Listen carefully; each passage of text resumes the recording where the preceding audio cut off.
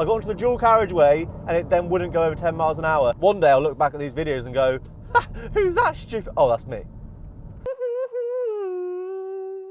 Guys, there she is. The Audi A8 is back on the road, back from the garage, and I've taken it home and given her a clean. And she's looking so much better. All of that overspray, which it turns out to be, pretty much is off. I can see now that I've stood back in the sunlight, there's a couple of little patches that need to be touched up. But apart from that, it looks a million times better. I'll put up comparison photos. Honestly, this thing is looking really, really good. Really good. Look at the alloys shining away. I'm gonna get a side-on picture for you.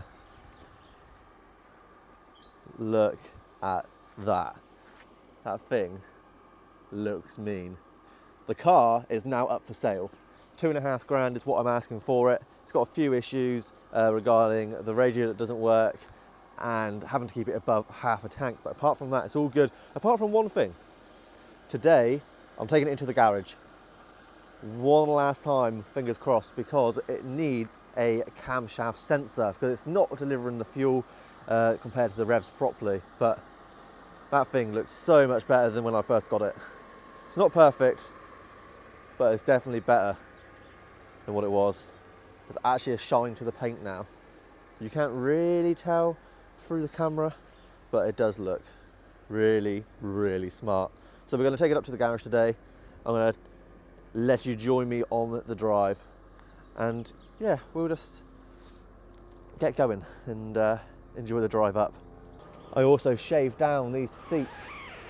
I will put a little video of what I used to do that, and these seats now look 100%.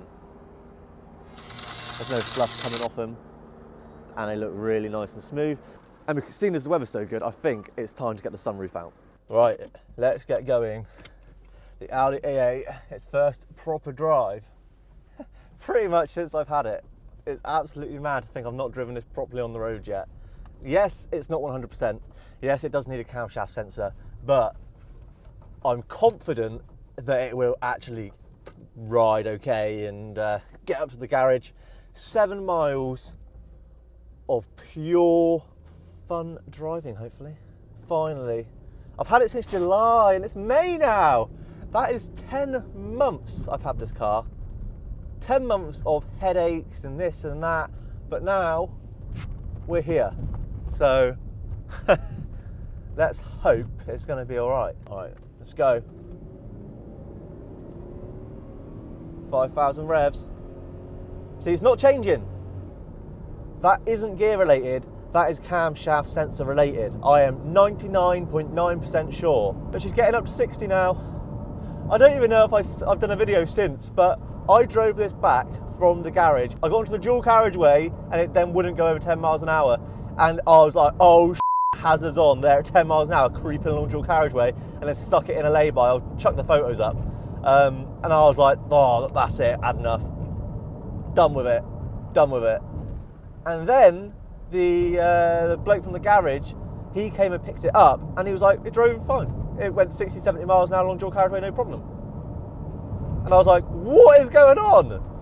And it turns out that we reckon it's the camshaft sensor. Can't always decide properly if it wants the fuel and this and that, and yeah. I'm not 100% sure how it works, so I'm not very technical. I just like to drive cars. But that's why I do the channel, so that I can learn and document me learning. And one day I'll look back at these videos and go, ha, who's that stupid? Oh, that's me. This car's going to go up for 2.5 grand, which I think is a very reasonable price considering that I've spent probably similar to that getting it on the road and buying it. So I might get my money back. If it goes for 2 grand, I probably won't get my money. Well, I know I won't get my money back. But it's the experience, and I've enjoyed making the videos for it, and I've enjoyed driving it as much as I've been able to drive it. So I'm not too worried. But it's like now, foot down. Oh, there is a cyclist there. I won't go foot down. Opposite side of the road, but I don't want to scare him with my V8, my 3.7 litre V8 with 260 brake horsepower, a car that I bought for £450 and then spent probably 4 times of that getting it back on the road so far. What a mental case. But I've got fog light grills now. I put those in. You would have seen those on the walk around, and yeah, the car's just starting to come together. Oh, I'm so stupid. I said I was going to open the sunroof. Oh mate, this is luxury. This is what it's all about. Finally got a little bit of warm weather. Hurts your ears a bit. Okay, I don't think I can handle that. Maybe at a slower speed. I might just have it on like tilt or something. Can I do that? Just a little bit open. That'll do. That'll do. Be at one with nature a bit more. Oh, do you know what? It's actually really nice to be able to actually go for a drive in this car. It really is. It's been a long time coming, my booty. Homer, that's its name. Everybody on TikTok says it's got to be called Homer because of the number plate. So, come on, Homer. But wasn't Homer like notoriously unreliable? Maybe that isn't the best name for this car. And Homer used to sink beers, and this definitely sinks fuel. Oh yes, onto the dual carriageway. Please go more than 10 miles an hour. That would be very, very good.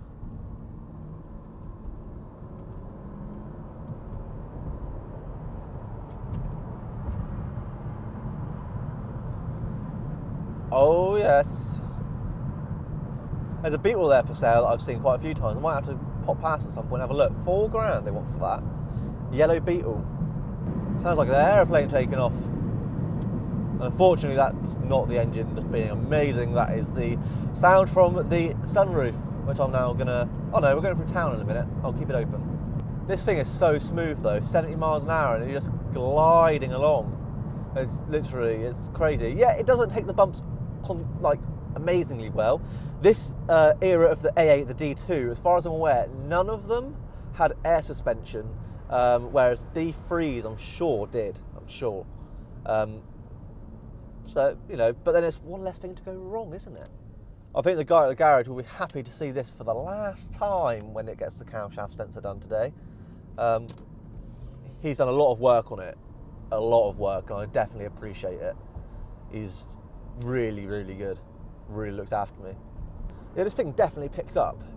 You definitely put your foot down. See, that Mercedes, oh, I'll get that on the GoPro. That Mercedes bus, that gives me so many pleasures.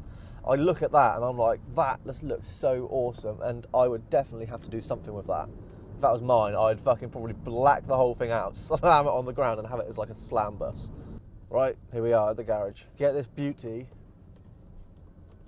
done for the last time. At least I hope it's going to be the last time. It better be the last time. It's starting to rinse me a bit. After dropping the A8 at the garage, my friend Ashley came along in his Triumph Dolomite and we went for a ride to go and grab some food. I did have some music over the top of this because it was originally a TikTok, but because of YouTube's copyright, yeah, I can put the song over it. So the song kind of went like...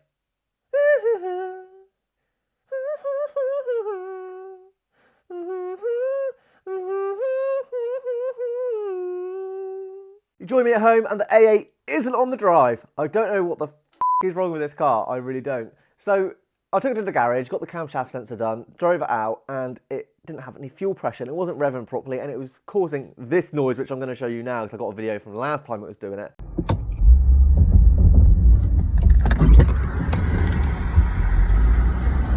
And it just won't run when it's up to temperature, and it loses all fuel pressure. So the question is, why? Is it the fuel pump? Is it the fuel pump relay? Is it something to do with the tank? I've just changed the fuel pump, so is it going to be the fuel pump, or is it that the fuel pump is faulty, or has the fuel pump died for some unknown reason?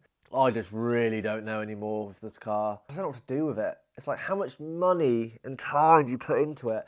I think the car owes me, oh no, I reckon it owes me about £2,200 now, and it still isn't running. Such a pain in the ass. I was really, really hoping that it was going to start treating me better. So the question is, do I try and get the car to run properly and then sell it as a whole, or do I part it out? And it's just like, we've put so much time and money and effort into getting the car to where it is now, and it's like, it could be something so simple.